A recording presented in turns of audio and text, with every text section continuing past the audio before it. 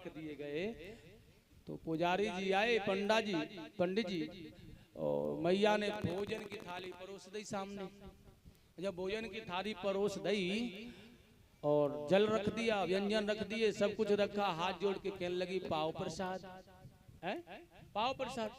तो एकदम से आकर के बड़े बड़े आनंद में, बड़े सुंदर भाव में देखा व्यंजन बड़े अच्छे हैं, लेकिन एकदम से दृष्टि गई पापड़ों की तरफ, ऊपर रखे हैं। अब पापड़ों को देख करके पंडित जी को बड़े अच्छे पापड़ लगते थे, मन लालायत होने लगा। अब मन लालायत होने लगा तो भोग न लगा मैं भगवान को। मैया कहने लगी लगाओ भोग पंडित जी, सारो सामान आ गयो, अब भोग न लगा मैं। वन की पापड़ कैसी आ जाए तो भोग लगाऊं, और जब तक पापड़ ना आए तो भोग न लगे हैं। अब बेचारे कैसे कहेंगे पापड़ ला दो। अब एकदम से कहने लगे मैया निकाओ का बात है गई, अरे बताओ तो सही, कछु परेशान से दिख रहे हो। पंडित जी कहने लगे मैया बात का है गई, जब मैं तेरे घर आ रहा हूं ना तो मार्ग में इतनो बड़ो कालो सांप मिलो। कितनो बड़ो मिलो? वन की इतनो बड़ो इतनो बड़ो इतनो बड़ो, कहा बताऊं कहा बताऊं, अब फन मारने वालों भैया, अरे कितनो बड़ो? वन की इतनो बड़ो, यहाँ ते वो पापड़ रखे ना तेरे, वहां तक इतनो लंबो सांप। और जैसे कोना कितना लंबा सांप, तो एकदम से याद आ गई मैया को, अरे हाय मैया पापड़ भूल गई मैं तो, हैं परोसनो पंडित जी को। एकदम से पापड़ लेके आई, परोस दिए। बाबा ये पापड़ और हैं, लो पंडित जी पापड़ और बनाए थे इन्हें खाओ। पुजारी जी कहने लगे मैया ये पापड़ पहले ही परोस गए होते तो ये सांप काहे को आता, इतना बड़ा सांप तो ये पापड़ के चक्कर में ही तो आयो। सो तुम्हारा हिसाब है, कितना बड़ा सांप हो, इतना बड़ा सांप, इतना बड़ा सांप, कितना बड़ा बताएं भाई, कितना बड़ा? मोबाइल में सांप दिख रहा है। तो देखिए भगवान की कथा सुन में आए हो और मोबाइल में वीडियो कॉल चल रही है तुम लोगों की, कहा सुन में आए हो तुम, यहाँ कहा सुन रहे हो? घर से 4 बजे निकल के आए हो और यहाँ पर वीडियो कॉल करके तुम हाय हेलो कर रहे हो, ये कथा सुन रहे हो? कथा सुनने का भाव है। कल से घर रख के आया करो अपने मोबाइलों को, अगर कथा सुनने आया करो तो। कितना बड़ा सांप, जितना बड़ा हमारी जेब में मोबाइल इतना बड़ा, बस। और ध्यान, क्योंकि ध्यान तो मोबाइल पर है ना, और जब तो मोबाइल पर ध्यान रहेगा कथा थोड़ी सुनी जाएगी, ना तो सुनी जाएगी। हमने कर ली वीडियो कॉल पे बात, दूसरे को और पकड़ा दियो ले तू और बात। हम तो सुन रहे ना पड़ोसी, और मत सुनने दो, ये कोई अच्छी बात नहीं। 3 घंटे का समय कथा के लिए निकला है, उसे बड़े आराम से निकालो। ये मोबाइल वगैरह की आदि सेवाएं वो अपने घर पे करो, पूरा दिन मिला है, पूरे 24 घंटे हैं उसकी सेवा के लिए। लेकिन यहाँ कुछ समझना, यहाँ पर आए हो तो कुछ करके जाओ जिंदगी में, नहीं तो कुछ मिलने वाला नहीं। प्रहलाद जी को लगा दिया बांधो से, वो चिपक गया, जाकर के दोनों हाथों से भर लिया उसे, और कुछ भी नहीं। हिरण्यकश्यप हाथ में गदा लेकर के उठा और एकदम से जोर से प्रहार किया, टूट गया खंभा, लेकिन शब्द करता दिखाई नहीं दिया। हिरण्यकश्यप प्रसन्न होकर कहने लगा तेरा भगवान यहाँ होने के बाद भी मेरे सामने प्रकट नहीं हो सकता। क्यों? भय बस खंभ में है छिपा, ये कैसा भगवान, साहस ऐसा है नहीं जो सम्मुख प्रगटे।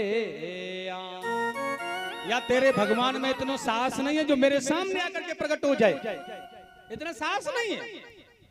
और जब ऐसे ही कहा ना तो महाराज कितना सुंदर भाव है कि भगवान, जब हिरण्यकश्यप ने ऐसा कहा तो भगवान प्रकट होकर के आने वाले हैं, और कितना सुंदर भाव। एकदम से बिजली सी कड़की, पर्वत डगमगाने लगे, ऐसा लग रहा है कि शंकर महादेव कैलाश पर हंस रहे हो प्रलय करने के लिए। प्रलय कर शंकर हंसो या टूटो आसमान, और खम्भ मध्य से प्रगट भये श्री नरसिंह भगवान।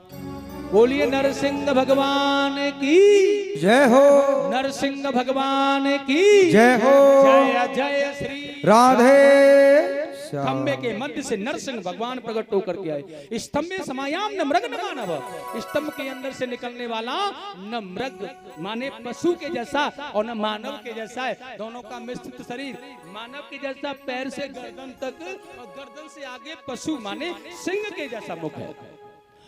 और हिरण्यकश्यप यह जान तो रहा है कि मुझे मारने ही आया है, लेकिन फिर भी साहस करके युद्ध करने लगा। और जब युद्ध करने लगा तो भगवान देखिए जिस स्वरूप को देख करके बड़े बड़े देवता लोग भयभीत होकर के डर रहे हैं, घबरा रहे हैं कि यह हो क्या, ये क्या रूप है, क्या स्वरूप है इनका, ये कोई पास जाना नहीं चाहता है। उस स्वरूप को देखने के बाद भी हिरण्यकश्यप युद्ध कर रहा है। कितना बड़ा बलवान योद्धा होगा, मान के चलना, कितना बड़ा शक्तिशाली हो सकता है वह। सारे विश्व के जीव चराचर जिसे देख करके भयभीत हो गए कि यह होगा क्या, और युद्ध कर रहा है। और युद्ध करते करते देखिएगा आज सायकाल हुई जानकर लाए देहली बीच, और जंगा अपनी पर रखा दी है भारी सी। देवताओं ने कहा संध्या हो गई तो यह मरेगा नहीं प्रभु, इसलिए उसे पकड़ करके लाए और ला करके आज बड़े सुंदर भाव में देखिएगा देहली पर लाकर अपनी जंगा पर डाल दिया। और जंगा पर डाल करके कह रहे हैं तुझे मारूंगा। हिरण्यकश्यप कहने लगा नहीं मार पाओगे। क्यों? क्योंकि मैंने वरदान मांगा था ब्रह्मा जी से, सृष्टि का कोई जीव मुझे नहीं मारेगा। भगवान ने कहा तूने ब्रह्मा की सृष्टि में ऐसा जीव पहले देखा था? नहीं देखा। तो फिर क्यों कह रहा है भाई, फिर भी नहीं मार पाओगे आप? क्यों नहीं मार पाएंगे? क्योंकि मैंने वरदान मांगा था, न नीचे न ऊपर न बाहर न भीतर, न दिन में न रात्रि में। भगवान ने कहा न तो दिन में है न रात्रि में, इसे संध्या कहते हैं, यह संध्या प्रेयर चल रहा है। न भीतर है न बाहर, यह देहली है, घर के न बाहर का भाग न भीतर का भाग, देहली है यह। और न ऊपर है न नीचे, मेरी जंगा पर लेटा है तू, फिर भी नहीं मार पाओगे। क्यों नहीं मार पाऊंगा? क्योंकि मैंने वरदान मांगा था कि कोई भी 12 महीनों में कोई महीना मुझे न मार पाए और कोई भी अस्त्र मुझे न मार पाए। उसने कहा भैया ये पुरुषोत्तम मास चल रहा है, अधिक मास का महीना कहते हैं जिसे, ये 12 महीनों में से अलग 13वां महीना की गिनती में आता है। फिर भी नहीं मार पाओगे क्योंकि दुनिया में कोई अस्त्र नहीं है जो मुझे मार पाए। मारोगे कैसे बिना अस्त्र के? भगवान ने कहा मेरे हाथों में कोई अस्त्र है? नहीं है, फिर भी मारूंगा, देख कैसे मारता हूँ। और अपने नखों को बढ़ाया भगवान ने, उसके पेट में ऐसे करके गाड़ दिया और चीर दिया बीच में से, आंखों को निकाला, गले में लटका दिया गोविंदाय नमो। हिरण्यकश्यप की गोविंदाय नमो, मर गया। देवताओं ने पुष्प वर्षा की, ऊपर से जौरे, पास में नहीं आ रहा है, नजदीक नहीं, हम नहीं जा रहे, कोई पता नहीं क्या कर बैठे।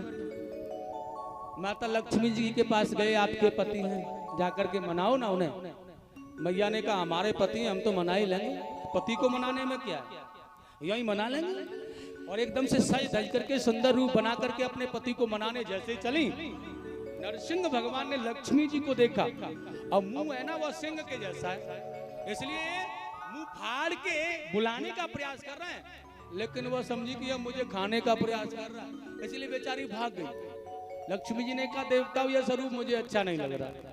देवता भी घबरा रहे हैं, माता लक्ष्मी जी भी चली गई, सब परेशान है, कोई नहीं पास में आना चाहता है। तो उसके बाद में एक ही रह जाता है जो अपने भगवान को मना सकता है, और वह होता है पावन निर्मल भक्त। और देखिएगा आज वही प्रहलाद जी को दिव्य पुष्पों से भरी हुई थाली को देख करके आरती में मंगल स्तुति के साथ में प्रहलाद जी जाकर के अपने भगवान को मना रहा है। उसकी माता ने कहा है पुत्र अपने भगवान के क्रोध को जरा जाकर शांत तू ही करेगा और तू ही कर जाकर के।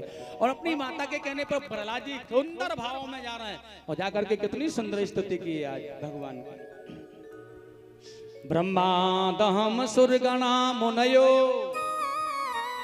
अथम सिद्धधा श्री कृष्ण गोविंद हरे मुरारे। श्री कृष्ण गोविंद हरे मुरारी। श्री कृष्ण गोविंद हरे मुरारी।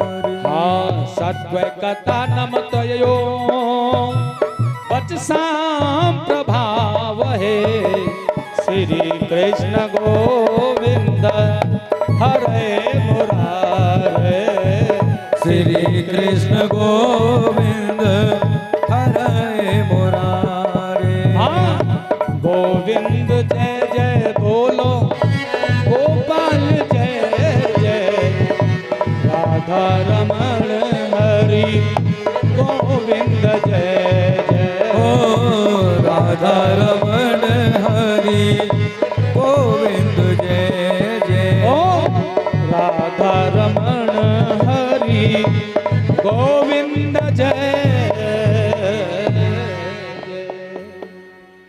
बड़ा सुंदर मनाया है भगवान। जय जय नरसिंह भगवान, भक्त की लाज बचाने वाले,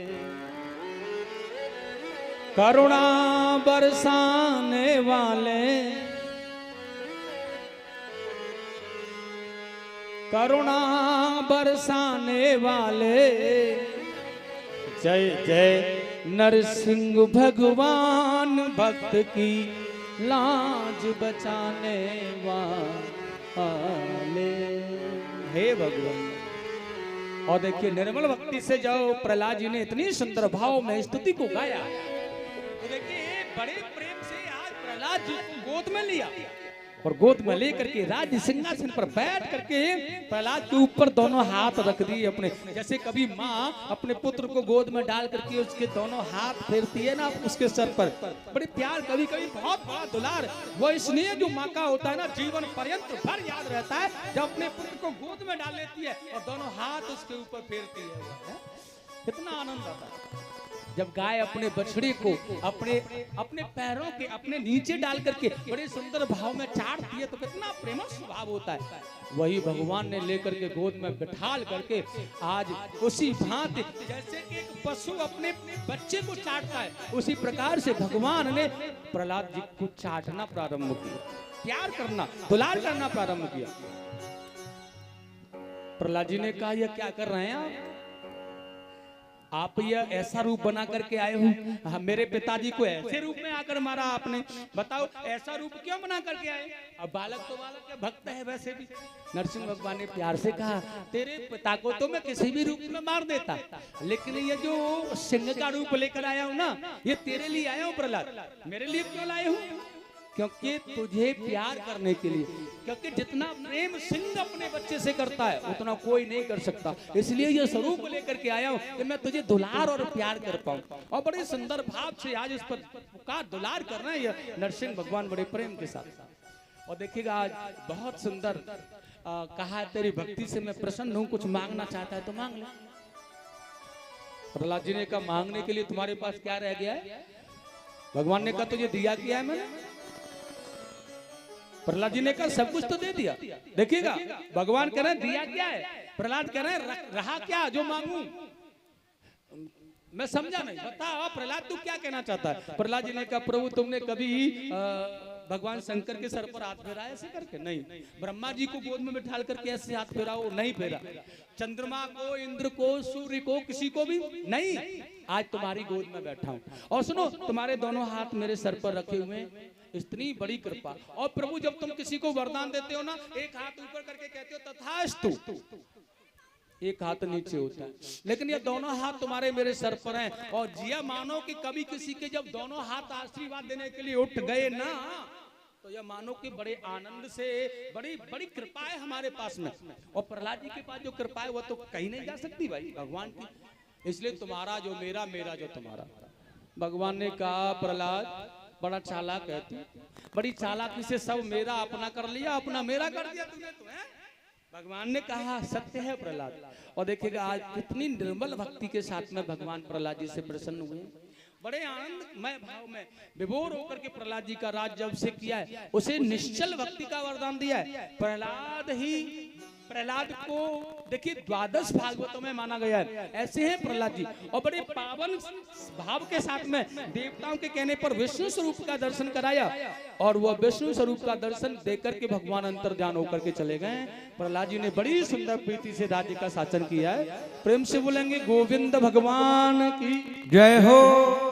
आनंद कंद भगवान की जय हो। जय जय श्री राधे श्याम। जयकारो जोर से बोलो तभी बात बनने वाली है, बातें पहले ना बने।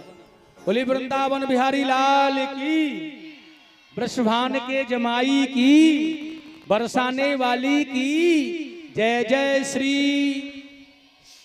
आगे की बड़ी सुंदर कथा है। देखिए वर्णाश्रमों के विषय में बताना प्रारंभ किया है बड़ी सुंदर भाव में। तो देखिए मैं तुम्हें वही बताने का प्रयास कर रहा हूं। बहुत सुंदर चरित्र था यह, और देखिएगा बड़े आनंदमय भाव था। यह जो चरित्र था जो मैंने आपको कह सुनाया है, यह नारद जी से संवाद युधिष्ठिर जी का चल रहा था। और देखिए बड़ी सुंदर भाव में युधिष्ठिर जी ने यह पूछा वर्णाश्रमों के विषय में कि कितने धर्म के लक्षण होते हैं और कितने वर्णाश्रम होते हैं, यह मुझे बताने का प्रयास करें। तो बड़ा सुंदर कहा भैया, ध्यान से सुनेंगे आप। भगवक्षोत भिक्षामि प्रणाम धर्म सनातनम वर्णाश्रभाचार्युतः यतम पुमान विंदते परम।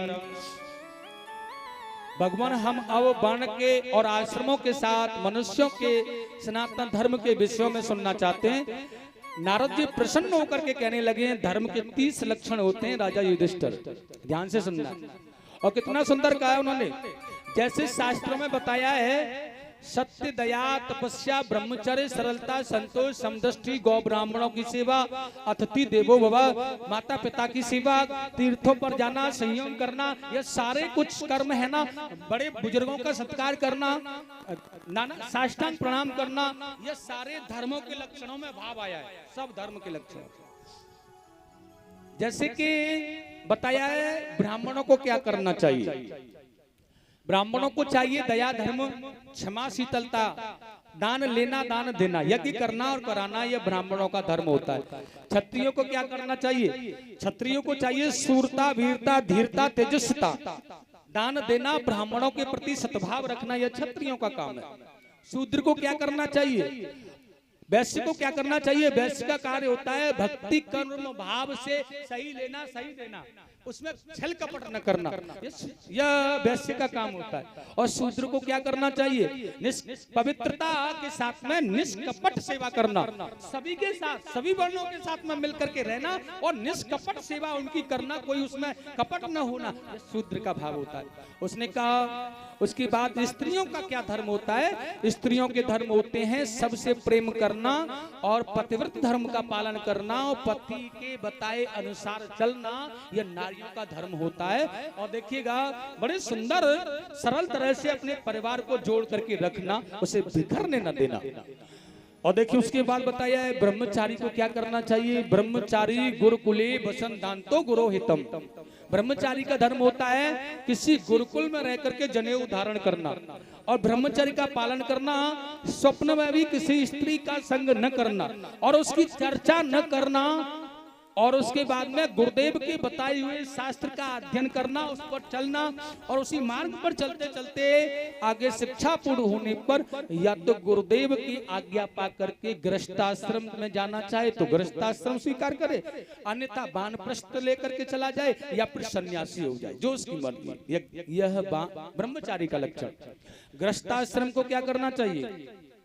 गृहस्थियों का धर्म होता है अतिथि देवो भव, अतिथियों की सेवा करना, ब्राह्मणों की सेवा करना, अपने बड़े बुजुर्गों की सेवा करना, यह परिवार में माता पिता से सब प्रेम करना, सबके साथ में अच्छा व्यवहार करना और पंच यज्ञ प्रतिदिन करना, ध्यान, पूजा, जप, अनुष्ठान, विधान, यह रामायण आदि धर्म का भाव, यह पढ़ना सदग्रंथ। क्योंकि देखिए बताया जा रहा है भैया हवन करना थोड़ा सा अग्नि में प्रतिदिन, यह देव यज्ञ होता है, और श्राद्ध क्रिया करना यह पितृ यज्ञ होता है, और पुराण शास्त्र पढ़ना यह ऋषि यज्ञ होता है, अतिथि सेवा करना, इसी प्रकार से घर में यह सब कुछ करते रहना चाहिए।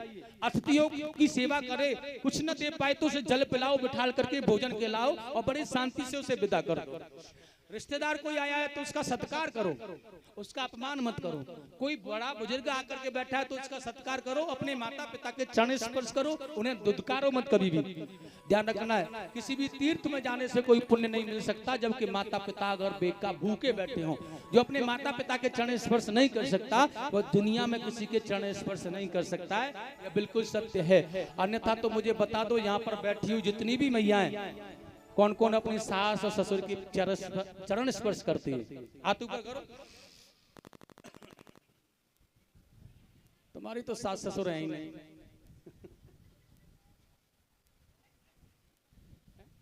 कौन है जो अपने सास और ससुर के चरण स्पर्श करती है प्रतिदिन? अरे किसी के तो होंगे, बताओ। अपने सास ससुर के चरण नहीं छू सकते तो दुनिया में किसके छू सकते हैं? बताओ, ये भी बताओ।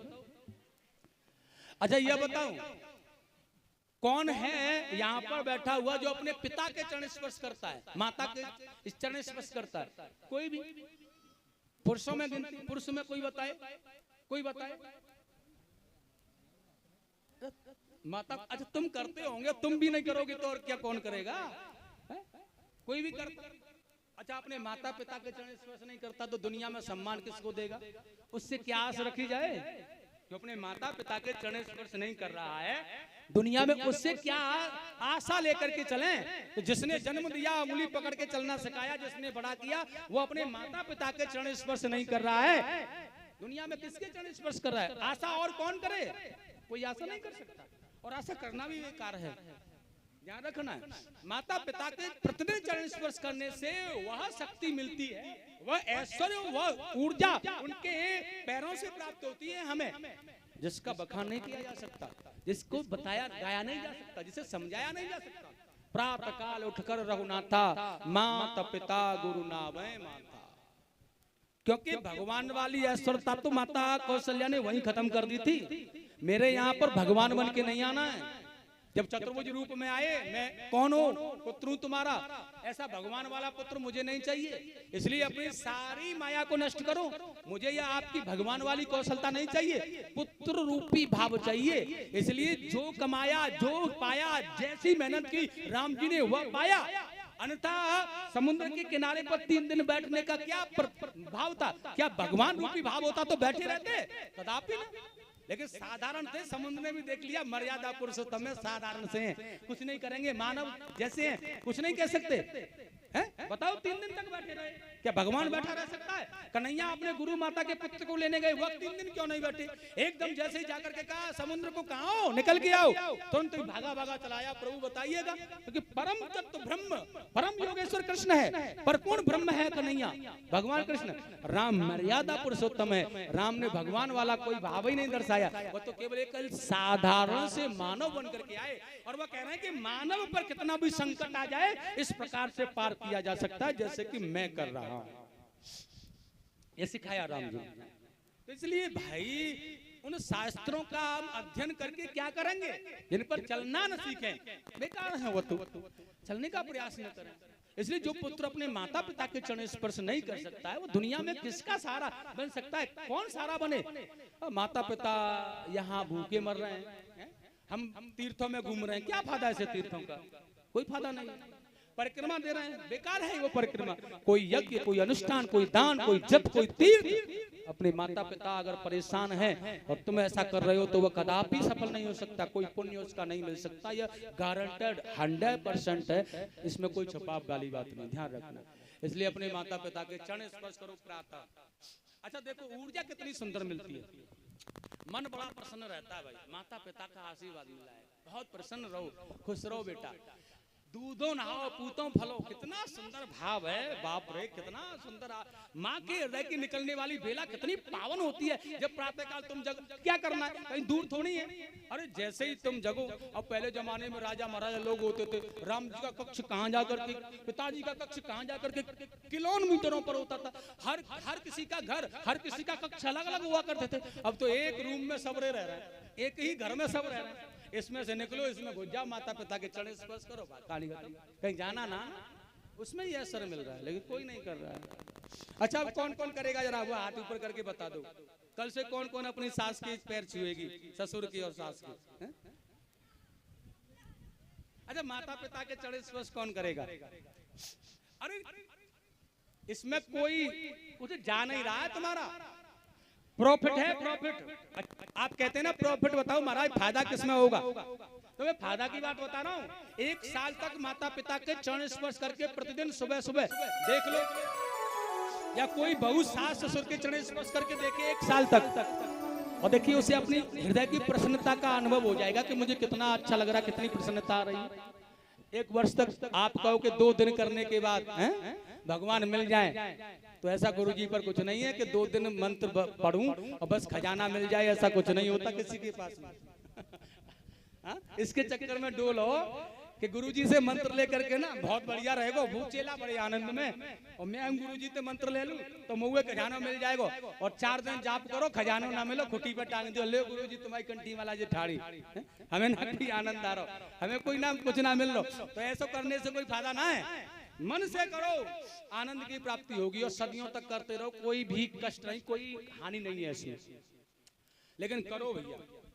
अब देखिए आप करते होते और मैंने पूछा तो झट से हाथ ऊपर कर देते, हम करते, कितनी सभा में बैठे हुए कितनी प्रसन्नता होती कि सारे सभा में बैठा हुआ यह व्यक्ति हाथ ऊपर कर रहा था, हम कर रहे हैं, उस उत्साह, कितना प्रेम, कितना भाव होता हमारे जीवन में, कितनी उमंग बनती हमें, तो यह करना चाहिए। और देखिएगा उसके बाद में गृहस्थ आश्रम की मैंने बताया आपको, वानप्रस्थ को क्या करना चाहिए?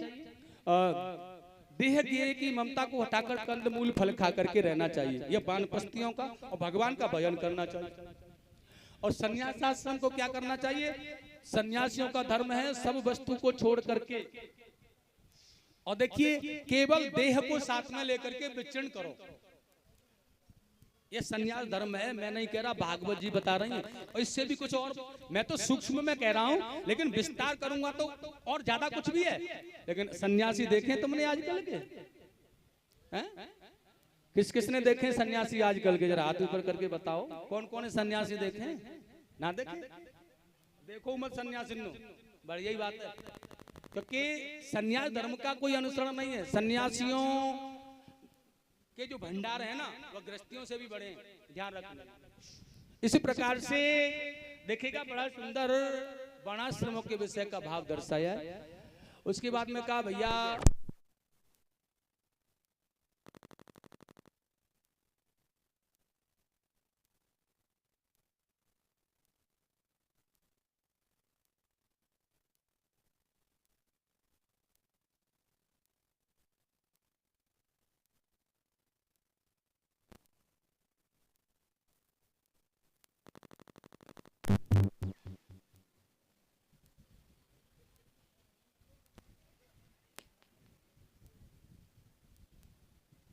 बोले वृंदावन बिहारी लाल की जय हो। आसीद गिरवरो राजा स्त्रकूटे विस्मृतः क्षीरो देनाव्रतम श्रीमान्ये जानायुतम मुंजतः।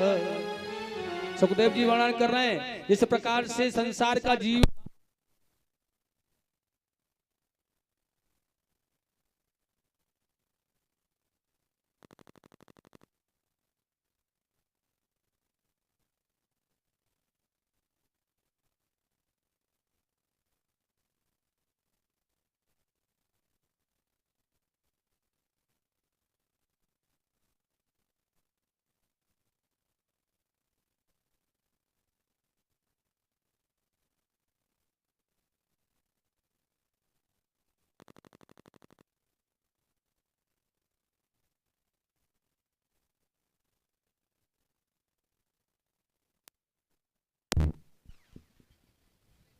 बोलिए गोविंद भगवान की जय हो।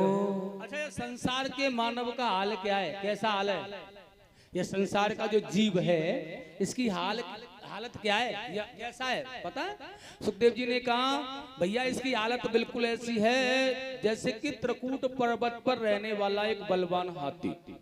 क्षीर सागर में देखिए एक त्रिकूट पर्वत है जिसके 3 परकूटे हैं जो मड़ियों से बड़े झिलमिलाते रहते हैं। उसकी सौंदर्यता का बखान अगर शेष भी करें तो बड़ा कम हो जाता है, इतना सौंदर्य पर्वत है त्रिकूट। और देखिए उसमें एक सरोवर है बड़ा प्यारा सा, वहीं एक गजराज रहता है, माने जंगल का राजा, सभी का आधिपत्य, और वह बस सब पर अधिकार जमाता है अपना। और भैया उस गजराज के, गजेंद्र के 50 पत्नियां हैं और 150 बच्चे हैं। कितने? 150 बच्चे हैं, 50 पत्नी है उसकी। कितना बड़ा बल का प्रकार होगा इसका। जंगल में टेढ़ी नजर करके ऐसे किसी को देख लेता ना तो वही बिल में घुस जाता है, इतना बड़ा दबदबा है इसका। और एक दिन यह जा रहा है, गर्मी का टाइम है, प्यास लग रही है, अपने परिवार को लेकर के जंगल में घूम रहा है, तो यह जलपान करने के लिए सरोवर में घुस गया। अब इसने जलपान किया और सबने जलपान किया बड़े सुंदर भाव में। लेकिन आप जानते हैं हाथी को नहाने में बड़ा आनंद आता है, और जलपान करने के बाद में सरोवर में नीचे उतरा और नहाने लगा। और देखिए सूंड में जल भर के ऊपर मारता है, बड़े आनंद से नहाता है, और बच्चों को नहलाता है। कभी वहां भागे, कभी इधर पत्नियों के पास भागे, तो कभी बच्चों के पास भागे, सूंड में जल भर के सबको नहला रहा है। अब वह भूल गया कि इसमें कोई और भी रहता होगा।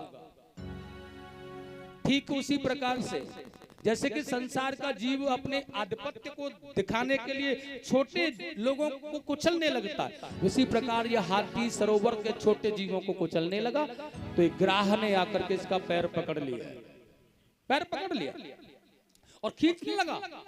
देखो ग्राह के पैर पकड़ने पर भी इसने देखा है, यह जान गया है कि किसी ने मुझे पकड़ लिया है, लेकिन बल का इतना बलशाली है कि देख रहा है कि मैं अपने आनंद में कमी नहीं आने दूंगा।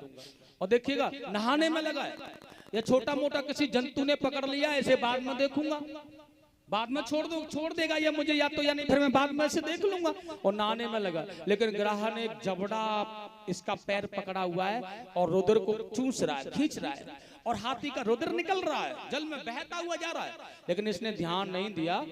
लेकिन आखिरकार कब तक, जब रक्त निकलता रहा निकलता रहा निकलता रहा, तो शक्ति कमजोर होने लगी, जमाई आने लगी, आंखें बंद होने लगी, जमाई आने लगी, शक्ति कमजोर होने लगी। और जैसे शक्ति कमजोर होने लगी तो इसने देखा कि मुझे किसी ने पकड़ लिया है, यह कोई साधारण नहीं है, और एकदम से छुड़ाने का प्रयास किया, लेकिन छूटा नहीं। हाथी की शक्ति छीन हो गई, नहीं छूट रहा है। अब वो अपने परिवार माने बच्चों से और पत्नियों से कह रहा है कि मैं संकट में आ गया हूं, तुम मेरी मदद करो और मुझे यहां से निकालो। तो देखिए पत्नी और बच्चों ने प्रयास किया, सूंडों में सूंड फंसा फंसा करके और उसे खींचने का बाहर प्रयास किया, लेकिन सुखदेव जी ने कहा राजा परीक्षित, यह जल का जंतु है, ग्राह नहीं खींचने दिया। और काफी समय तक इसी प्रकार युद्ध चलता रहा, कभी बाहर कभी भीतर, कभी बाहर कभी भीतर। जब नहीं खींच पाया ना, और देखिएगा तो फिर बच्चों ने अपनी सूंड निकाली और पिताजी को राम राम कहा और चल दिए। जब बच्चे जाने लगे तो यह हाथी चिल्लाने लगा, अरे ओ मेरे पुत्रों, तुम मुझे छोड़ के जा रहे हो, मैंने सब कुछ तुम्हारे लिए ही तो किया है। लेकिन पुत्र कहने लगे, बाबूजी यहाँ तो जल ही जल दिखाई देता है, और फिर तुम बाहर ही नहीं निकल रहे हो जल से, अब हम अपनी जिंदगी खराब थोड़ी करेंगे तुम्हारे लिए, हमें तो आगे बढ़ना है ना। ऐसा कह करके चले गए पुत्र। अब कुछ दिनों तक पत्नियों ने सहारा बन के काम किया, लेकिन अब कुछ ही दिनों तक उसके बाद में पत्नियों ने देखा कि अब यह नहीं निकलेगा, तो अपना सूंड निकाल के जाने लगी। वो हाथी चीत्कार करके कहने लगा, अरे ओ कहाँ जा रही हो, तुम्हारे लिए तो मैंने अपना सर्वस्व लुटा दिया, तुम्हारे विषयों में सब कुछ गमा दिया, और तुम मुझे छोड़ के जा रही हो। पत्नियों ने कहा, आराध्य देव स्वामी पति देव क्या कर रहे हैं, आखिरकार कब तक तुम्हारे जीवन की अर्धांगिनी बन करके रहें, कि तुम तो जल से बाहर ही नहीं निकल रहे हो, अब हमें भी कुछ अपना नया पुराना देखना है, हम भी जा रही हैं। इस प्रकार से वो भी छोड़ के चली गई, और पत्नियां और जब बच्चे चले गए तो हाथी तड़फड़ाने लगा, मैंने तो इतना स्नेह इनसे किया, इतना प्रेम इनसे किया, सर्वस्व इनके ऊपर लुटा दिया, और आज ये मुझे अकेला छोड़ करके चले गए। अब याद आ रहा है कि अगर इस प्रकार से मैं किसी परमात्मा को, भगवान को याद करता तो वह मेरे पास न रहता, वह नहीं छोड़ता मुझे संकट के समय पर। इसलिए ग्राह ने उसे खींच लिया जल में। जौ भर सूंड रही जल ऊपर, तब हरि नाम पुकारो जी। अब वो ग्राहक गजेंद्र कह रहा है नाम नहीं जानता, और आकाश मार्ग में सभी देवी देवता हैं, माता काली, माता दुर्गा, ब्रह्मा जी, इंद्र देवता, भोले बाबा, ये सब कह रहे हैं पुकार पुकार किसी को, वही आ जाएगा बचाने, किसी को तो पुकार भाई किसी को भी पुकार ले। लेकिन भोले बाबा कहने लगे कुछ नाम नहीं जानता है तो यह कह दे कि डमरू बजाने वाला आ जाए, मैं चला जाऊंगा। माता काली ने कहा अरे कुछ भी न कहे, ऐसा ही कह दे कि खप्पर वाली आ जाए, मैं चली जाऊंगी। इंद्र ने कहा कुछ न कहे, केवल इतना कह दे हाथी की सवारी करने वाला आ जाए, मैं चला जाऊंगा। ब्रह्मा जी ने कहा अरे कुछ न जाने तो इतना तो जानता ही होगा कि 4 मुख वाला ब्रह्मा होता है, ऐसा ही कह दे, मैं चला जाऊंगा। लेकिन उसने एक ही बात को कहा है, सत्यम परम धीमहि, दुनिया को प्रकाशित करने वाला सत्य कहाँ कहीं पर भी हो, जो कि पल पल कण कण में विद्यमान होता है, वह परमात्मा अगर संसार में रहता है तो वह मुझे आकर के बचा ले। भगवान ने, नारायण ने आदेश किया गरुण को, भैया जल्दी आ जा, हमारा भक्त बुला रहा है। और गरुण ने आकर के पंख फैला दिए, इनका काम हमारे बगैर नहीं चलता, हर बात पे हमें ही बुलाते हैं, यह इनका भी काम हमारे बगैर नहीं चलता। ठाकुर जी ने विचार किया, भगवान नारायण ने, यह ग्राह और गजेंद्र की मुक्ति तो बाद में करूंगा, इनका उद्धार पहले इस गरुण का ही उद्धार कर लूं, क्योंकि इसके अंदर अहंकार आ गया। और जैसे ही गरुण ने आकर पंख फैलाए, बैठो भगवान, भगवान ने अपनी उंगली रख दी उसके पंखों पर, और उंगली रख करके कहा चलो। गरुण कहने लगा ये क्या उपास कर रहे हो प्रभु, बैठ तो जाओ। भगवान ने कहा भैया गरुण आज तो ऐसे ही चलना है, हमारी उंगली को लेकर के चलो। और उंगली रखी हुई है, और यह गरुण बहुत पंख फड़फड़ा रहा है, लेकिन उठ ही नहीं पा रहा, उड़ ही नहीं पा रहा है। आज क्षमा याचना करने लगा भगवान से, प्रभु मुझे क्षमा कर दो, भूल हो गई। भगवान ने कहा साक्षात जानना चाहते हो क्या है, बताओ भगवान। भगवान ने कहा गरुण तुम मुझे लेकर नहीं उड़ते हो, तुम्हारे अंदर यही भाव था ना कि मैं हरि को लेकर के उड़ता हूँ, लेकिन तुम मुझे लेकर नहीं उड़ते हो, मैं तुम्हें लेकर के उड़ता हूँ, मैं लेकर उड़ता हूँ तुम्हें।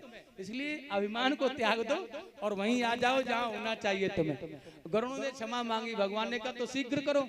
जल्दी से गए, सूंड जल में चली जा रही है, ग्राहक खींचता हुआ ले जा रहा है, और भगवान ने एकदम से पकड़ करके सूंड को ऊपर उठा लिया और ग्राहक के ही सहित जल में ऊपर डाल दिया।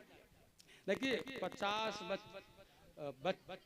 पत्नियां और 150 बच्चे जैसे नहीं निकाल पा रहे हैं, पल मात्र में भगवान ने ऐसे पकड़ा गेंद की तरह और बाहर फेंक दिया। अब अपने सुदर्शन के द्वारा ग्राहक का उद्धार किया, गजेंद्र का उद्धार किया, और दोनों को मुक्त करके ये दोनों भगवान की स्तुति करते हुए अपने अपने धाम के लिए चले गए। प्रेम से बोलेंगे गोविंद भगवान की जय हो, आनंद कंद भगवान की जय जय जय जय श्री राधे। सुखदेव जी ने कहा राजा परीक्षित, ये जो ग्राह था ना, यह पूर्व जन्म में हुहू नाम का गंधर्व था, और देखिए ऋषि देवल के श्राप के कारण ये सियोनी में आया था और भगवान के द्वारा इसका मोक्ष हुआ था। अब एक बात बताऊं तो, मैं कभी रामलीला देखी है आपने, उसमें जोखड़ होते हैं ना, ऐसे ही देवताओं की सभा में भी 2 जोखड़ हैं, जिनका नाम क्या है सुनिएगा। एक का नाम है हु और दूसरे का नाम है हा हा। या देवताओं की सभा में एक बार यह हुहू नाम का जो गंधर्व था, देवल ऋषि ध्यान में जल में समाधि में होकर के तपस्या कर रहे थे, जल में खड़े होकर के, और यह देख रहा है कि यह मौन। अब आप जानते हैं जो जोखर होता है ना, जोखर वह सही सलामत भी हो ना तो उसके भी अंदर फिर भी झलकता है जोखर पने का भाव, फिर भी झलकता है। सही सलामत पाठ कर रहा है वहां तो अलग बात है, लेकिन पाठ करने के अलावा भी उसके अंदर से वही भाव झलकता है। आदत पड़ जाती है ना, तो वो देख रहा है कि मौन, बेचारे कुछ नहीं कह रहे, बिल्कुल मौन है, और हंस भी नहीं रहे, बोल भी नहीं रहे। उसे क्या पता कि ये क्या कर रहे हैं। जल में गया अंदर, और जल में जाकर के एकदम से पैरों को पकड़ लिया, और जैसे ही पैर पकड़े देवल ऋषि को लगा कि ग्राह ने आकर पकड़ लिया, एकदम से माला जोली छूट गई और भाग करके निकले। और वो कहने लगा नहीं नहीं गुरुजी कोई बात नहीं, घबराओ मत, मैं हूं। उसने कहा मूर्ख, तू ग्राह की तरह आकर के मुझे तूने पकड़ा, तूने मेरी तपस्या को भंग किया है, मैं तुझे श्राप देता हूं, जा ग्राह योनि में चला जा। उसने कहा भगवान मैंने तो अनजाने में ऐसा किया है। देवल ऋषि ने कहा तो जिस दिन भगवान का सुदर्शन आकर के तुझे प्राप्त होगा तेरा उद्धार हो जाएगा। आज भगवान के सुदर्शन से इसका उद्धार हुआ है।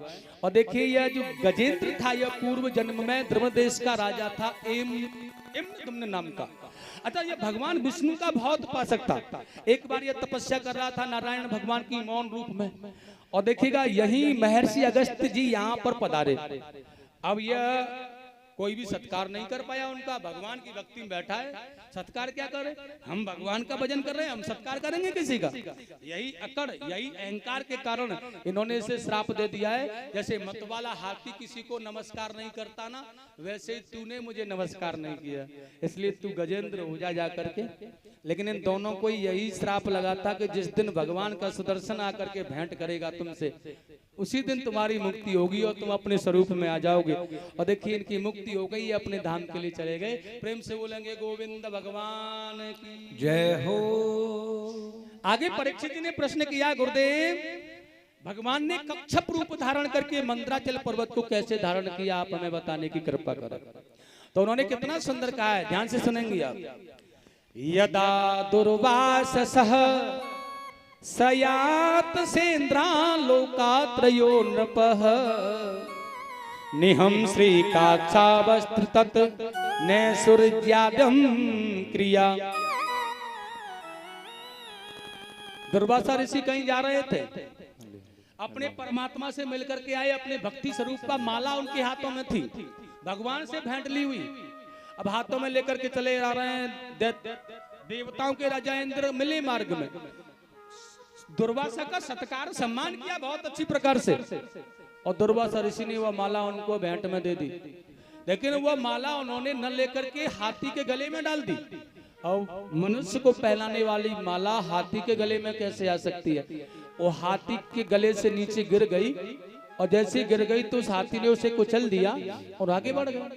दुर्वासा ऋषि ने देखा कि मेरा इतना बड़ा अपमान, तो श्राप दे दिया है, मूर्ख तू अहंकार में वशीभूत होकर के ऐसा अपमान कर रहा है भगवान का, मैं तुझे श्राप देता हूं, तू लक्ष्मीहीन हो जा।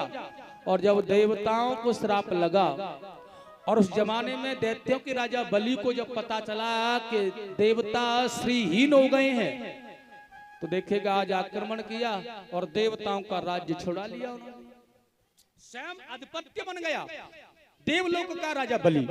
और शुक्राचार्य तो ऐसा चाहते हैं कि राजा बलि सदा सदा के लिए इंद्र बन जाए, लेकिन ये भगवान की शरण में गए, तो भगवान ने इनसे कहा, भैया तुम बार बार कष्ट में आते हो देवताओं, ऐसा उपाय करो कि जिससे कि तुम अमर हो जाओ। अच्छा, वह उपाय कैसे किया जा सकता? उन्होंने कहा एक काम करो, सागर मंथन करो जाकर के, और उसमें दैत्यों से जाकर के संधि कर लो। तुम दैत्य और देवता दोनों मिलकर के सागर मंथन करोगे ना, तो अमृत निकलेगा, उसे मैं तुम्हें पिला दूंगा और अमृत पी करके तुम अमर हो जाओगे। अरे ये बार बार मरने वाला और ये घबराने वाला नाटक खत्म हो जाएगा तुम्हारा। तो भगवान की आज्ञा पाकर के देखिए देवता लोग दैत्यों से जाकर संधि कर रहे हैं, और यह सागर मंथन करने के लिए देखिएगा मंदराचल पर्वत को उखाड़ के लाए, समुद्र में डाला, और बासुक सर्प को रज्जू बनाया। अग्रभाग पर जाकर के लगे हैं दैत्य लोग, और पीछे के भाग को देवताओं ने पकड़ा है। जब सागर मंथन करने के लिए खींचने का प्रयास किया तो खींचा ही ना, और जब खींचा ही ना तो भगवान ने आकर के हजारों शस्त्रों भुजाओं से देवताओं की तरफ और दैत्यों की तरफ लग करके उसे खींचा, और खींच करके घोर वेग से मंथन को प्रारंभ किया। और जैसे मंथन प्रारंभ हुआ, बहुत भारी होने के कारण मंदराचल पर्वत नीचे जाने लगा। तो भगवान तुरंत ही आज कच्छप अवतार लेकर के आए और मंदराचल पर्वत को अपनी पीठ पर धारण कर लिया। आप प्रेम से बोलेंगे कच्छप भगवान की जय हो। बड़े प्रेम से मंथन चला, और देखिए सबसे पहले जब सागर मंथन हुआ तो हलाहल नाम का विष निकला है। एक बात ध्यान कर लेना, जीवन में किसी भी प्रकार का मंथन करके देखना, सबसे पहले विषय ही निकलता है। दधी मंथन करके देखना, माखन दधी मंथन रज्जू को चलाते ही माखन नहीं निकलता। माखन कब निकलता है? बहुत कड़ी मेहनत करने के बाद जब बाजू थक जाते हैं, मंथन करते करते करते करते तब माखन प्राप्त होता है। माने विषयों के निकल जाने पर, जब उसके विषय निकल जाते हैं, जब सारे विषय अलग हो जाते हैं, तब पवित्र माखन की प्राप्ति होती है। ऐसे अपने जीवन से जब यह विषय निकल जाएंगे तो पवित्र रूपी माखन रूपी मन प्राप्त होता है, जो भगवान को अर्पण किया जा सकता है। अच्छा, मैला कुचैला यह मन भगवान को अर्पण कर सकोगे? भगवान ऐसे प्राप्त कर पाएंगे तुम्हारे इस मन को, है जिसमें मदिरा पान कर रहे हो, मांस इत्यादि का सेवन कर रहे हो, है बुराइयां झूठ बोल रहे हो, लोभ को काम क्रोध लोभ मोह मत्सर जैसे अवगुण भरे हो, ऐसे मन को भगवान को अर्पण करो। हो सकता है भगवान स्वीकार करेंगे? नहीं। अपने शरीर का मंथन करो, और अपने शरीर के मंथन के करने के बाद जब यह मोह रूपी विषय निकल जाए, विष निकल जाए, अहंकार लोभ मोह मत्सर यह सब निकल जाए, और जब पवित्र मन हो जाए, साफ हो जाए, बिल्कुल मखमल की तरह, दूध के फैने की तरह बिल्कुल साफ मन हो, परमात्मा को अर्पण करो, तुरंत पकड़ लेंगे, अपना बना लेंगे, देर नहीं करेंगे। बड़ी सुंदर बात। ऐसा करके तो मंथन करने से, सबसे पहले मंथन करोगे तो विष निकलेगा, हलाहल विष निकला, और जब हलाहल विष निकला तो यह महादेव के पास में सारे देवता लेकर के गए। पार्वती मैया ने कहा, ये क्यों शोरगुल कर रहे हैं देवता लोग? भगवान भोलेनाथ ने कहा, यह मुझे विष पिलाना चाहते हैं। मैया ने कहा, तो पी जाओ। भोले बाबा ने कहा, तुम कह रही हो? हाँ, मैं कह रही हूँ, पी जाओ। अब पार्वती जी ने कहा, तो भोले बाबा ने वो घड़ा लिया, पान करना प्रारंभ किया, लेकिन याद आया कि मेरे हृदय में तो श्री हरि विष्णु बैठे हुए हैं। अब इस हृदय में अंदर गया विष तो गड़बड़ हो जाएगा, बाहर निकाला दुनिया प्रलय में हो जाएगी। अब क्या करे, कंठ में धारण कर लिया, उनका नीला कंठ पड़ गया, इसलिए उन्हें नीलकंठ महादेव के नाम से जाना। प्रेम से बोलेंगे, नीलकंठ महादेव की जय हो। आगे मंथन चला तो देखिए बहुत सुंदर कहा है महाराजा। जब आगे मंथन चला है तो कामधेनु गाय निकली, जिसे अग्निहोत्र मुनि ले गए। उसके बाद में उच्छ्रवा नाम का अश्व निकला, जो दैत्यों ने ले लिया। और उसके बाद में जब सागर मंथन हुआ तो सुखदेव जी ने बड़ा सुंदर बताया है राजा परीक्षित को, राजन तत् ऐरावतो नामः बाणेन्द्रो भिनिगतः। ऐरावत नाम का हाथी निकला, कल्प वृक्ष अप्सराएं निकली जो देवताओं को दी गई, कौस्तुभ मणि निकली जो भगवान विष्णु को दी गई। इस प्रकार से आगे मंथन चला तो स्वयं शोभायमान लक्ष्मी जी निकल करके आई। और लक्ष्मी जी को निकलने के बाद तो भैया ये कहने लगे हमें चाहिए, इन्होंने कहा हमें चाहिए, वो कहने लगे हमें चाहिए, इन्होंने कहा हम लेंगे। झगड़ा प्रारंभ। ब्रह्मा जी ने कहा ऐसी बात नहीं बनेगी, इसलिए जयमाला हाथों में दे दी, जिसके गले में जयमाला यह डाल दें उसी का वर्ण कर लेंगे, वही ले जाएगा। अब यहाँ पर बैठे हुए देखिएगा दुर्वासा ऋषि, बृहस्पति जी, भगवान शंकर, ब्रह्मा जी और राजा बलि, देवताओं के राजा देवेंद्र, ये सब बैठे, नारायण भी बैठ के डाल करके आसन। लक्ष्मी धीरे धीरे सबके पास में रुकते हैं, यह बढ़िया है, यह बढ़िया है, लेकिन इनमें यह कमी है, इनमें यह कमी है। और कमी निकालते निकालते निकालते निकालते आगे गए तो देखिए नारायण मिले, धीरे से हल्की सी मुस्कान और आंखें नीचे की ओर झुकी हुई हैं, बड़ा सुंदर भाव है। लक्ष्मी जी ने देखा सब गुण संपन्न तो यही है, इन्हीं के गले में जयमाला डाल दो, और उन्हीं के गले में जयमाला डाल दी।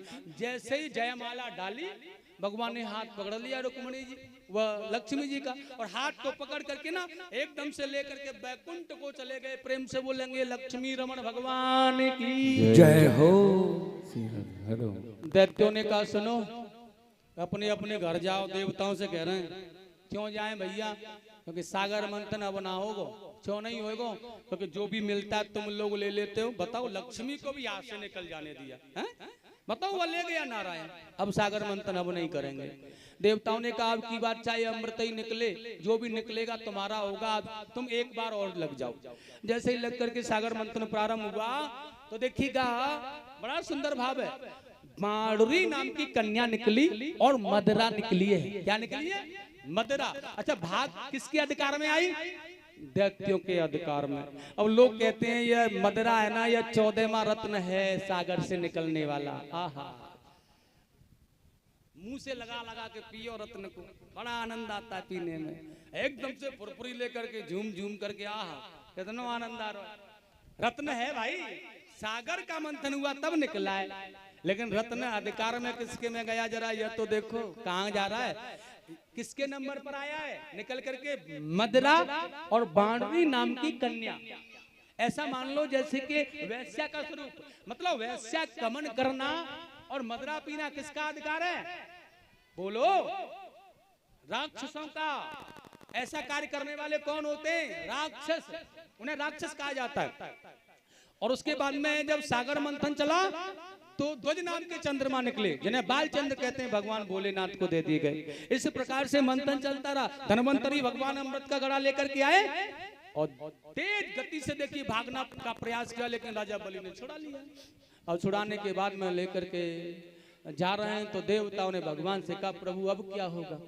तो सुखदेव जी ने कहा, देवताओं की रक्षा करने के लिए मेरे प्रभु ने मोहिनी अवतार धारण किया और दैत्यों के बीच में आ गए। दैत्य लोग है ना, यह भगवान मोहिनी को देख करके मुक्त हो गए। आज राजा बलि ने कहा, देवी कौन है आप? भगवान ने कहा, हमारा नाम है मोहिनी। काम क्या करती हो? हम काम करते हैं नित्य करके सभा में आलिंगन करना, और लता पताओं की हम पुत्री हैं। इस प्रकार से कहा तो राजा बलि ने कहा, हमारी सभा में चल करके नृत्य करो। तो देखिए मोहिनी भगवान ने कहा, जहाँ झगड़ा होता है, कलह होता है, कष्ट होता है, वहां हम नहीं जाती हैं। तो राजा बलि ने कहा, यह अमृत के कारण झगड़ा हो रहा है, तुम इसे बांट दो लेकर के। मोहिनी भगवान ने वो अमृत ले लिया, एक पंक्ति में देवता, एक पंक्ति में दैत्य पे ढाल दिया। और देखिए देवताओं को अमृत पिलाना था, इसलिए क्या कहा राजा बलि से, यह अमृत जम गया है, यह गाढ़ा वाला अमृत पियोगे या पतला वाला? राजा बलि ने कहा, हम गाढ़ा वाला पियेंगे, ज्यादा दिनों के लिए अमर रहे, पतला वाला देवताओं को पिला दो। और ये देवताओं को मोहिनी भगवान अमृत पिला रहे हैं ना, तो एक सर्वहंगु नाम का दैत्य सूर्य चंद्रमा के बीच में बैठ गया है, और पंक्ति भेदन न करने के कारण उसने भी अमृत पी लिया। इसलिए जैसे ही अमृत पिला करके चंद्रमा को भगवान ने अमृत पिलाया, देवताओं ने खड़े होकर के कहा, आपने यह दैत्य को अमृत पिला दिया प्रभु। भगवान ने सुदर्शन का आह्वान किया, उसके गले को काट दिया। अब 1 से 2 हो गए, गले से नीचे अमृत उतर गया, मरा नहीं। 2 देवता कहने लगे, प्रभु हमें सताने के लिए 2 ही बहुत हैं। भगवान ने कहा, तो फिर देख क्या रहे हो, देवासुर संग्राम प्रारंभ करो, देवताओं दैत्यों का वध कर डालो। देवेंद्र ने ऐरावत पर सवार होकर के अपने वज्र के द्वारा आज राजा बलि के सहित सारी सेना का वध कर डाला, और राजा बलि को भी मार डाला है, और स्वयं जाकर के आसीन हो गया अपने आसन पर। लेकिन दैत्यों के गुरु शुक्राचार्य जी ने देखा है, मेरे शिष्यों के साथ में छल किया है, इसलिए आज संजीवनी विद्या के द्वारा राजा बलि को जिंदा कर लिया, और विश्वजीत नामक यज्ञ कराया इन्होंने इससे, जिससे एक बड़ा अच्छा सर्वजित नाम का रथ, एक धनुष बाण तरकस दिव्य कवच निकला, कुंडल निकले, इन्हें पहन करके राजा बलि तो फिर बलशाली हो गया, और अकेला ही मात्र देवताओं को ललकारने के लिए चला गया, और सारे देवता भाग भाग करके भगवान की शरण में, हे भगवान रक्षा करो, रक्षा करो। और यहाँ नर्मदा नदी के तट पर यह यज्ञ कर रहा राजा बलि। शुक्राचार्य जी ने 100 अश्वमेघ यज्ञ करने की दीक्षा राजा बलि को दे दी है, और वह सदा सदा के लिए देवेंद्र बनना चाहते हैं। लेकिन उधर देवता भगवान के पास में गए तो भगवान ने कराया, बेटा अब तुम कंदराओं में जाकर भजन करो। तो कंदराओं में भजन करने वाले देवताओं की माता आदिति ने देखा, बहुत वर्षों के बाद कश्यप जी उनके आश्रम पर पधारे, तो अपने पुत्रों का हाल एक माता से नहीं देखा गया, और इसलिए बड़े सुंदर भाव में कह रही हैं आज माता आदिति, स्वामी मेरे पुत्रों पर बहुत कष्ट आ गया, इसलिए आप मेरे पुत्रों के कष्टों के लिए जितना भी कठिन उपाय मुझे बताएंगे मैं वही करूंगी, आप जितना भी उपाय बताना चाहते हैं बताओ। तो देखिए प्रयोव्रत की, तुम्हारे पुत्रों के कष्टों को केवल एक ही निकाल सकता है संसार में, वो परमात्मा, इसलिए एक प्रयोव्रत राय का व्रत बताया। और देखिए वो व्रत किया बड़े सुंदर भाव में आज, और उस व्रत के करने से यह व्रत केवल दूध पी करके किया जाता है, 12 दिन का व्रत है। और देखिए फाल्गुन के महीने में यह व्रत किया जाता है, और वही बड़े सुंदर भाव में फाल्गुन श्यामले पक्षे द्वादशाय प्रयोव्रत आचार्यम बिंदाक्षम भक्ताय परमय वंदिता। और यह व्रत संपूर्ण जब माता आदिति ने कर लिया तो भगवान ने आकर के इन्हें दर्शन दिया है, वहां मैं तुम्हारे यहाँ पर तुम्हारा पुत्र बन करके आने वाला हूं। और ऐसा आश्वासन देने के बाद में समय आया तो देखिए भाद्रपद की शुक्ल पक्ष की द्वादशी तिथि श्रवण नक्षत्र में अभिजित मुहूर्त में वामन भगवान प्रकट होकर के आए, बड़े सुंदर भाव में बोलिए वामन भगवान की जय हो। आनंद कंद भगवान की जय हो। सूर्य ने उन्हें गायत्री मंत्र दिया, बृहस्पति जी ने जनेऊ, कश्यप ने मेखला, पृथ्वी ने मृगचर्म, चंद्रमा ने दंड, अदिति ने कोपीन, देवताओं ने छत्र दिया, ब्रह्मा ने कमंडल दिया, सप्तऋषियों ने कुश दिया और सरस्वती ने रुद्राक्ष की माला, कुबेर ने भिक्षा पात्र, अन्नपूर्णा ने भिक्षा डाली। नन्हे से भगवान आज वामन अवतार लेकर के राजा बलि की यज्ञ की तरफ जा रहे हैं। कितना सुंदर भाव है, आइए बड़े प्रेम से मनाएंगे। हमारे घर आए हैं भगवान। देखिए, किसी को भी पूजन करना है वो बड़े प्रेम से भगवान का पूजन कर ले, क्योंकि अब मौका बार बार नहीं मिलता है। बड़े प्रेम से गाएं। हमारे घर आए हैं भगवान, हमारे घर आए हैं भगवान। छोटे छोटे पाम हैं इनके, छोटे छोटे पाम हैं इनके, छोटे छोटे कान। हमारे घर आए हैं भगवान, हमारे घर आए हैं भगवान, हमारे घर आए हैं भगवान। आए हैं भगवान, हमारे घर आए हैं भगवान। ओ आए हैं भगवान, हमारे घर आए हैं भगवान। हमारे घर आए हैं भगवान, हमारे घर आए हैं भगवान। जय हो।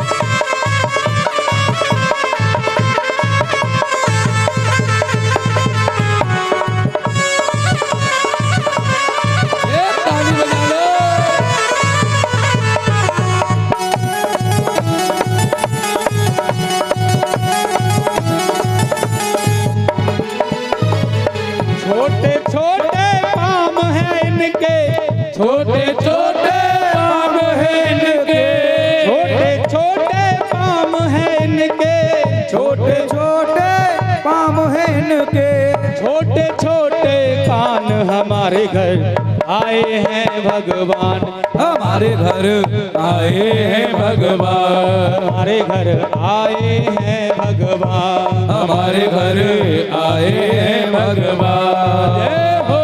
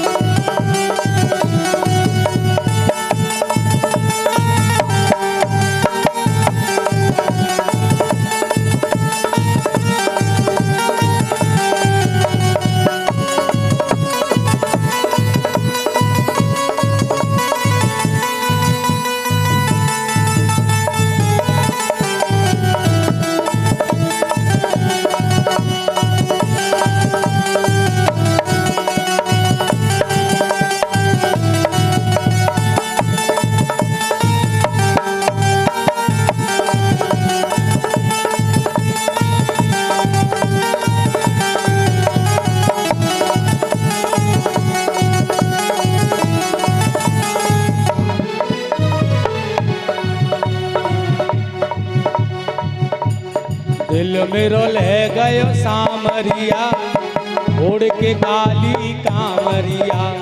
दिल मेरो ले गयो सामरिया, उड़ के काली कामरिया। दिल मेरो ले गयो सावरिया, उड़ के काली कामरिया। दिल मेरो ले गयो सामरिया, उड़ के काली कामरिया। ओढ़ के काली कामरिया, ओढ़ के काली कामरिया। दिल मेरो ले गयो सावरिया, दिल मेरो ले गयो सावरिया। ओढ़ के काली कावरिया। दिल मेरो ले गयो सावरिया। जोर से ताली बजाओ, ताली। बैठे बैठे देख रहे हो पार्टी के दौरा। जय जय।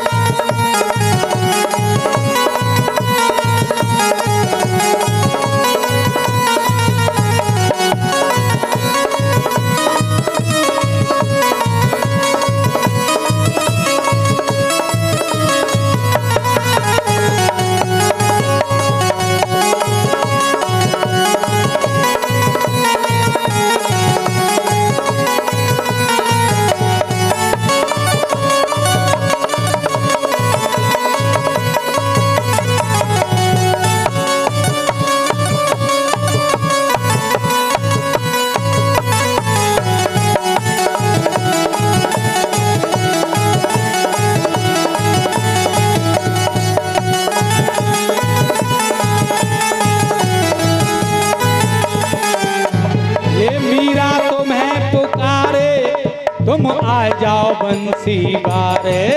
आज मीरा तुम्हें पुकारे, तुम आ जाओ बंसी बारे। ये मीरा तुम्हें पुकारे, तुम आ जाओ बंसी बारे। आज मीरा तुम्हें पुकारे, तुम आ जाओ बंसी बारे। और जहर पिला जा सामरिया, ओढ़ के काली कामरिया। अरे पिला जा सामरिया, ओढ़ के काली कामरिया। ओ दिल मेरो ले गयो सावरिया, ओढ़ के काली कावरिया। ओ दिल मेरो ले गयो सामरिया, ओढ़ के काली कामरिया।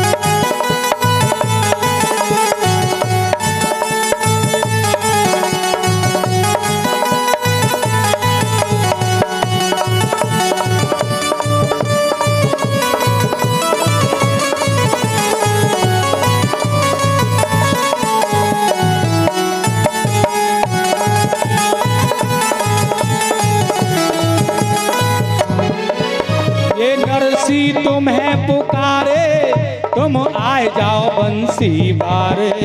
आज नरसी तुम्हें पुकारे, तुम आ जाओ बंसी बारे। ये नरसी तुम्हें पुकारे, तुम आए जाओ बंसी बारे। ये नरसी तुम्हें पुकारे, तुम आ जाओ बंसी बारे। अरे फात भराए जा सामरिया, ओढ़ के काली कामरिया। हाथ भरा जा सामरिया, ओढ़ के काली कामरिया। ओ दिल मेरो ले गयो सावरिया, ओढ़ के काली कावरिया। अरे दिल मेरो ले गयो सामरिया, ओढ़ के काली कामरिया। ओढ़ के काली कामरिया, ओढ़ के काली कामरिया। दिल मेरो ले गयो सावरिया, दिल मेरो ले गयो सावरिया, ओढ़ के काली कावरिया। अरे दिल मेरो ले गयो सावरिया, ओढ़ के काली कामरिया।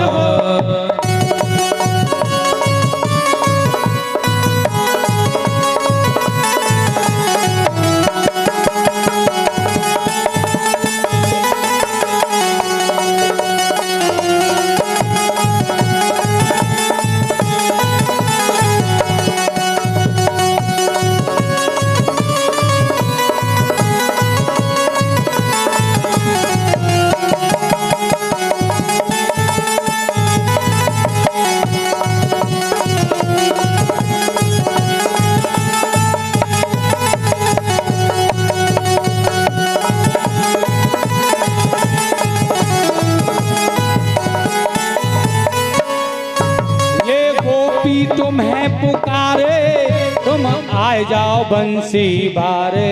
ओ ये गोपी तुम्हें पुकारे, तुम आ जाओ बंसी बारे। अरे माखन खाजा सामरिया, छोड़ के काली कांवरिया तू। अरे माखन खाजा सावरिया, उड़ के काली कांवरिया। हाँ दिल मेरो ले गयो सावरिया, छोड़ के काली कांवरिया। दिल मेरो ले गयो सावरिया, उड़ के काली कांवरिया। हाँ दिल मेरो ले गयो सावरिया, छोड़ के काली कांवरिया। अरे दिल मेरो ले गयो सावरिया, उड़ के काली कांवरिया। ओढ़ के काली कांवरिया, दिल मेरो ले गयो सावरिया। उड़ के काली कांवरिया, दिल मेरो ले गयो सावरिया। दिल मेरो ले गयो सावरिया, ओढ़ के काली कांवरिया। ओ दिल मेरो ले गयो सावरिया, उड़ के काली कांवरिया। बोलिए गोविंद भगवान की जय हो। आज यही वामन भगवान राजा बलि के दरबार में पहुंचे और आज की कथा को यहीं विराम करते हैं भैया। अब कल यहाँ से प्रारंभ होगा और कल की बड़ी सुंदर कथा होगी। राजा बलि के यहाँ से भगवान का 3 पग भूमि दान में मांगना, यह चरित्र का वर्णन। और देखिए उसी के साथ में कल बड़ी सुंदर कथा होगी सूर्यवंश का विवरण। और देखिए उसी के साथ बड़ी सुंदर अम्बरीश जैसे भक्त की कथा होते हुए भगवान रामचंद्र का अवतार होगा। और कल देखिएगा भगवान रामचरितमानस के कुछ भाग में हम प्रवेश करेंगे बड़े सुंदर भाव के साथ में। इसलिए प्रेम से बोलेंगे गोविंद भगवान की जय हो। आनंद कंद भगवान की जय हो। जय जय श्री राधे श्याम। आइएगा 2 मिनट हरि कीर्तन करेंगे, उसके बाद आरती करेंगे प्रेम से। हेलो। श्री कृष्ण गोविंद हरे मुरारे, हे नाथ नारायण वासुदेवा।